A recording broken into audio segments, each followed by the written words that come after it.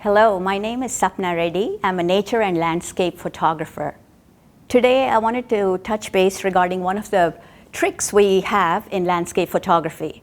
When you're standing at a scene and experiencing it with all your 5 senses, it's a tremendous experience. Now, when we take a picture, we convert the entire experience to a 2D flat plate. So we lose that sense of depth. How do we bring that back? That's where a wide-angle lens steps in. When you use a wide-angle lens to enhance the foreground, it becomes much more impactful. A flower that's probably only a few millimeters in size now begins to look much bigger and dramatic, inviting the viewer to step into your frame. But the downside of using a wide-angle lens is that objects that are in the distance begin to appear smaller and diminutive. So if you were to see the mountain with your naked eyes, it would have a certain proportion, but if you saw it through the wide-angle lens, it would appear much smaller. So what are we ending up with?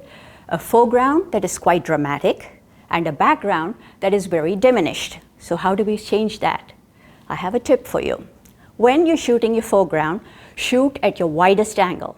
So I'm holding the 16 to 35 lens. I would shoot at 16 millimeters for the foreground, keeping my composition the same, not changing the camera or tripod. In order to get the background, I would now move the lens to 35 millimeters and bring in the background and make it bigger. And then you blend the 2 images. So the end result is actually similar to what you saw real time, and it does not diminish any aspect of your scene.